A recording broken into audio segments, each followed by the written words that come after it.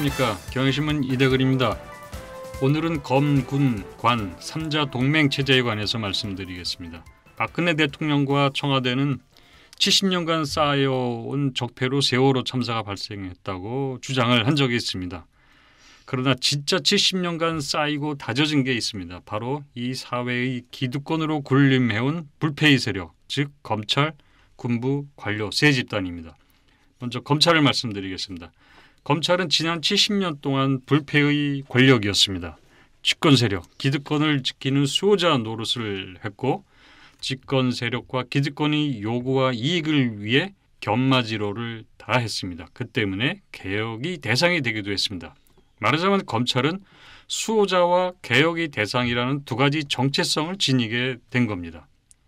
박근혜 정부의 검찰이 한 일 중 성공적으로 했던 것은 최동욱 전 검찰총장의 뒷조사입니다. 뒷조사해서 총장을 쫓아낸 것, 그래서 정권을 구한 것입니다. 560 때 육법당이라는 말이 있었습니다. 육법당이라는 집의 집단을 뜻하는 것입니다. 육이라는 것은 육군, 즉 군부를 말하는 겁니다. 군부와 그 군부를 뒷받침해주는 민간 엘리트로서 서울대 법대 출신들을 말하는 겁니다. 서울대 법대 출신이라는 건 주로 검사, 판사 등 법조인들인데 이 법조인들이 군사정권의 핵심에 들어가서 군사정권을 뒷받쳐주는 그런 역할을 했던 겁니다. 물론 민주화 이후에는 이 육법당이 사실상 해체됐고 법조인, 특히 검찰 출신이 정권의 핵심이 되는 일은 드물었습니다. 그런데 박근혜 정부 들어와서 신육법당이라고 할 만한 현상이 전개되고 있습니다. 정권의 2인자가 김기춘 비서실장, 그리고 정부 공식 서열 2위가 정응원 총리입니다. 모두 검찰 출신입니다.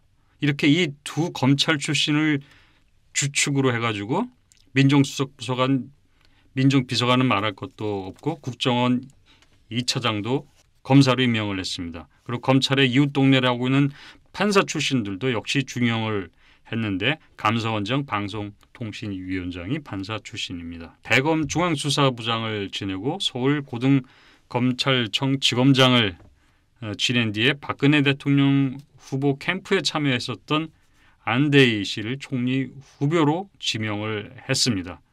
이건 무슨 뜻이냐 하면은 사람은 바꾸어도 비서실장과 총리의 양대 요직은 검찰 출신으로 충원하겠다는 의지를 보여준 겁니다. 첫 번째 비서실장은 허태열 전 의원이었는데 허태열 전 의원은 관료 출신이었죠. 그런 점에서 넓은 의미에서 검, 군, 관이라는 이 기득권 복합체 안에서 충원을 계속해 나간다는 것, 이것을 확실히 보여주는 것이고 그리고 검과 법에 의한 통치를 계속하겠다. 이걸 과시한 거라고 할 수가 있습니다. 그런데 박근혜 대통령이 지금 안대희라는 새로운 난관에 봉착했습니다. 안대희 씨를 총리 후보로 지명한 뒤에 몇 가지 새로 밝혀진 사실들이 있는데 법조 개혁의 과제라고 할 수 있는 전관 예우의 혜택을 안대희 후보가 본 겁니다. 안 후보의 몇 가지 행동과 한 일을 보면은 법조 마피아의 행태를 그대로 드러내고 있습니다. 그래서 지금 논란이 되고 있습니다. 작년 재산 신고가 22억이었습니다. 작년 5개월간 벌어들인 돈이 16억입니다. 이거는 올해 재산은 빠진 겁니다. 올해 번 수입까지 포함하면 최소한 27억이 된다는 그런 보도도 있었습니다. 이 중에서 3억을 정의원 총리가 사의 표명한 뒤에 기부를 했습니다. 본인이 총리 지명되고 나서 전관 예우 논란이 됐을 때는 또 11억을 기부를 했습니다. 이건 순전히 추정이지만 안대희 후보가 처음에 총리 자리를 포기했던 것 같습니다. 박근혜 정부 출범할 때 총리를 기대했었지만은 상황을 보니까 총리를 하기는 어려웠겠다 이렇게 포기를 하고 법조계에 남아있는 아직도 잘못된 관행인 전관 예우에 의해서 돈을 좀 크게 벌어보겠다 이렇게 생각을 했던 게 아닌가 생각이 됩니다. 그런데 세월호 참사로 정의원 총리가 물러나게 되니까 이제는 총리가 될 수 있겠구나 이런 판단, 이런 기대를 하면서 문제가 될 재산을 줄이기 위해서 이렇게 기부를 하는 형식으로 줄인 게 아닌가 이렇게 생각이 됩니다. 그런데 문제는 재산을 이렇게 줄인다 해도 여전히 남습니다. 현금으로 5억 원을 집에 갖고 있었다고 합니다. 이거 좀 이상한 돈이라고 의심하지 않을 수가 없습니다. 법조계를 포함한 관료개혁이 주요 과제가 정관예우 문제를 어떻게 없애는가, 그런 잘못된 관행을 어떻게 폐지하는가, 이것으로 오랫동안 고민을 해왔었는데 총리 후보라는 분이 그런 걸로 이익을 본 당사자라는 게 드러났습니다.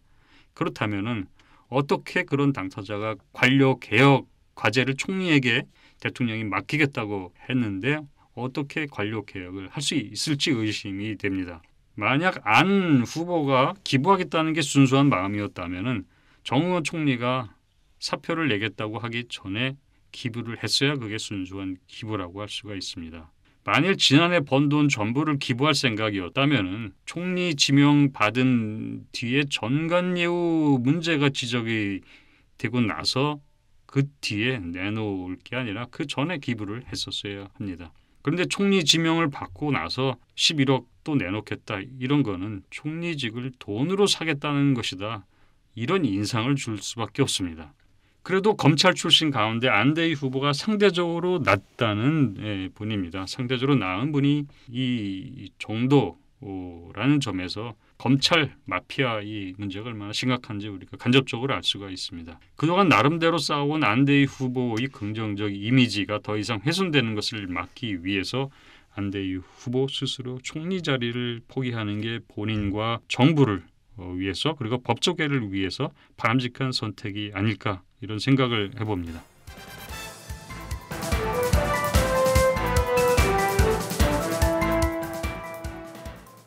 그 다음 군입니다.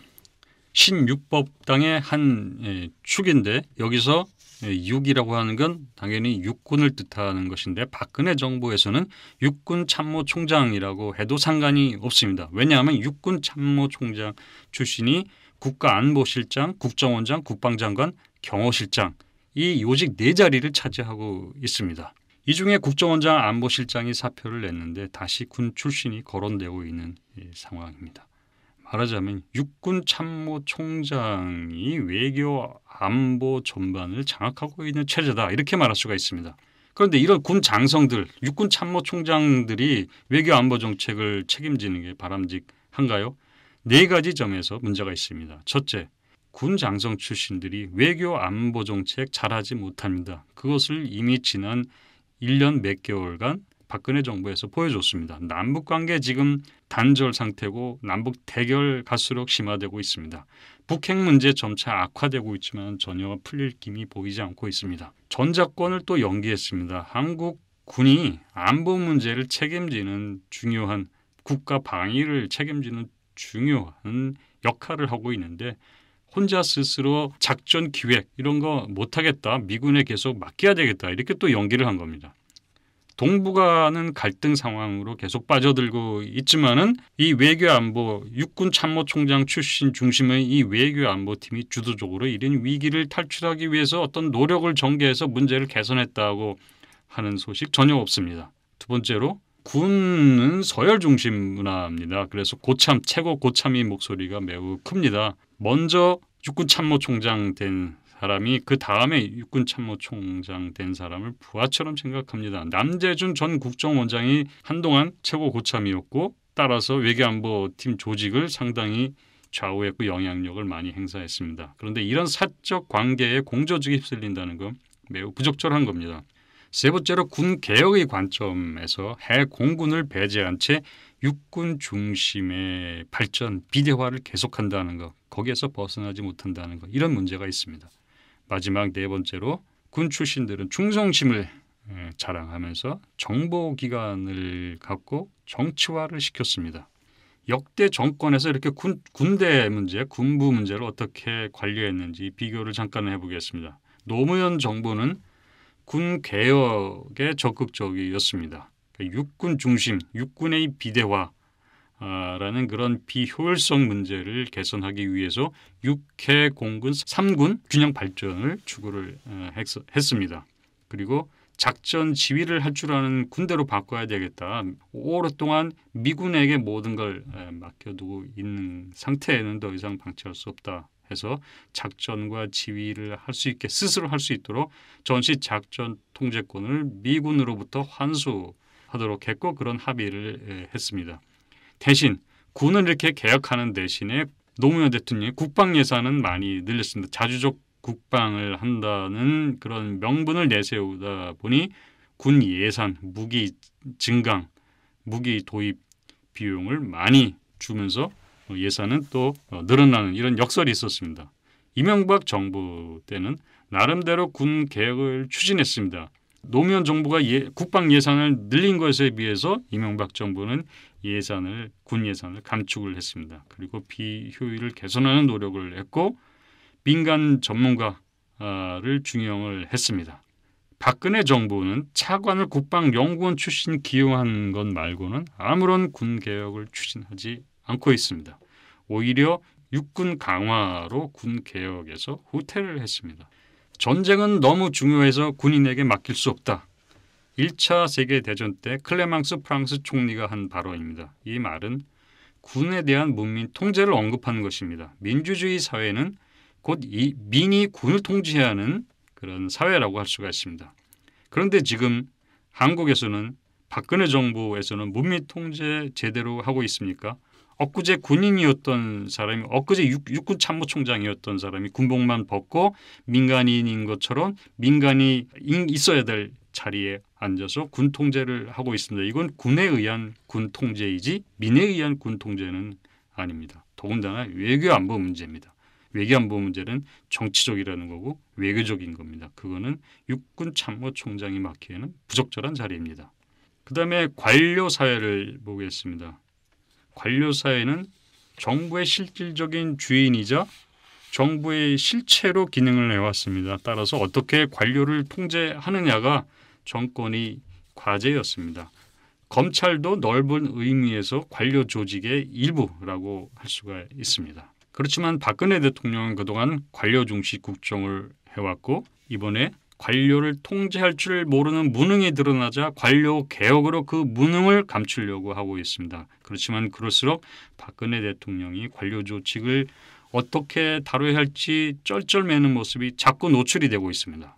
5월 19일 박근혜 대통령이 조직 개편안을 전격적으로 발표합니다. 혼자 준비해서 느닷없이 발표를 했는데 안전행정부를 완전히 해체하는 내용입니다. 지방자치 업무만 담당하고 안전 문제는 국가안전처로 이관하고 조직과 인사 문제는 인사혁신처로 넘긴다. 이렇게 발표를 했습니다. 그러고 나서 겨우 8일 만에 이걸 다시 흔들었습니다. 이번에는 조직 문제를 인사혁신처가 아니라 다시 안전행정부로 옮기겠다. 다시 뒤집었습니다. 그 명칭을 행정자치부로 바꾸겠다. 노무현 정부 때의 명칭입니다. 그걸로 다시 되돌려 놓는 겁니다. 그리고는 불쑥 교육, 사회, 문화 담당 부총리직을 신설하겠다고 발표를 했습니다. 아니 일주일 정도 생각해 보니까 이게 아니다 하면서 다시 뒤집었다는 얘기인데 정부 조직을 이렇게 며칠 만에 바꾼다는 것, 이렇게 즉흥적으로 졸속을 한다는 것 상상을 초월하는 일입니다. 이렇게 8일 만에 고친 정부 조직 개편이 얼마나 가겠습니까? 박근혜 대통령 스스로 정부 출범 초기 때 안전행정부를 바꾼 뒤에 1년 지나서 바꿨는데 이번에 8일 만에 다 뒤집었습니다. 8일도 못 갈 것을 어떻게 박근혜 정부가 계속 조직을 물러난 뒤에 다음 정부에서도 이 조직적 안정성이 계속 유지될까 장담할 수가 없는 상황입니다. 세월호 참사 때 오보를 날린 것과 다름이 없습니다.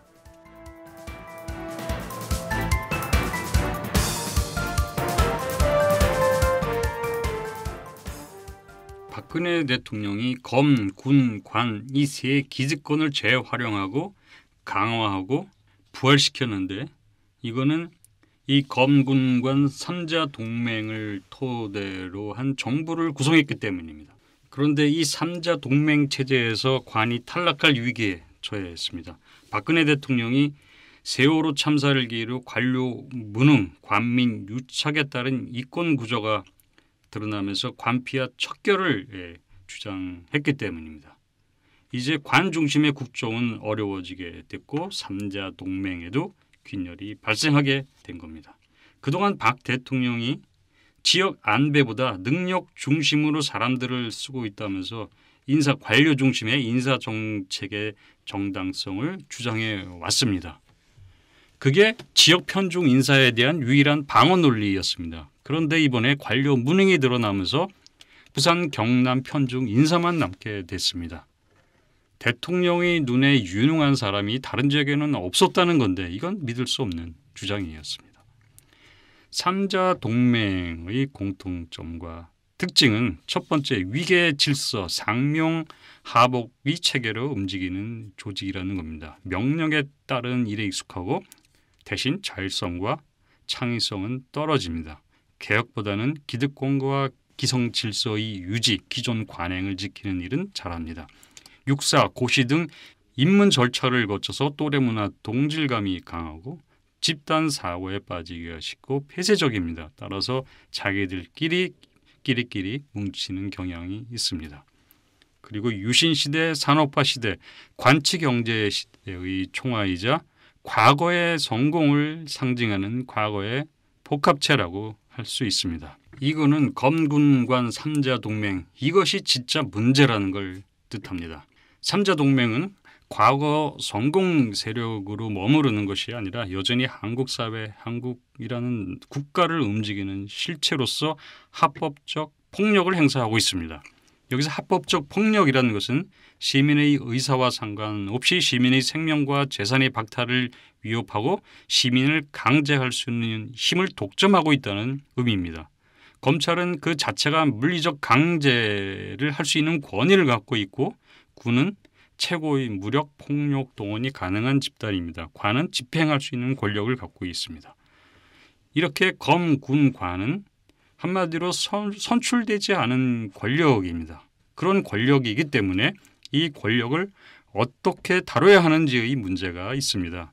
민주주의 사회에서 주권자인 시민에 대해서 이렇게 강제를 하기 위해서는 시민의 자발적인 의사, 동의를 전제로 해야 됩니다. 그래서 강제권을 행사하려면은 그걸 행사하는 세력이 시민의 의사를 대변하는 존재여야 하고 그런 존재라면은 선거를 통해서 선출이 되어서 대의를 반영하고 있다는 것을 확인을 해야 합니다. 그런데 검, 군, 관은 직접 선출되지 않기 때문에 시민이나 아니면 시민에 의해서 선출된 대표자에 의해서 민주적 통제를 받아야 합니다. 만일 시민적 통제를 받지 않는 독자적인 권력 집단으로 변모한다면 그 폭력의 독점이라는 그 속성 때문에 매우 위험한 겁니다. 민주주의를 훼손시킬 수 있는 것입니다. 그렇기 때문에 폭력을 잘 다루고 잘 쓰도록 해야 합니다. 그러기 위해서는 시민들이 검, 군, 관을 잘 감시하고 견제하고 통제하는 게 매우 중요합니다. 그런데 우리는 지금 잘 통제하고 있습니까?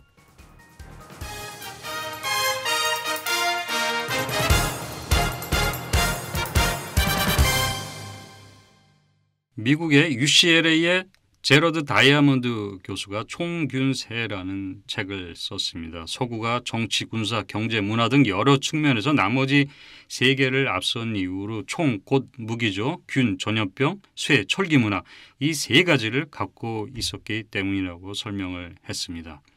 한국의 기득권 질서가 흔들리지 않고 유지되고 있는 것도 바로 이 세 가지 검, 군, 관 때문입니다.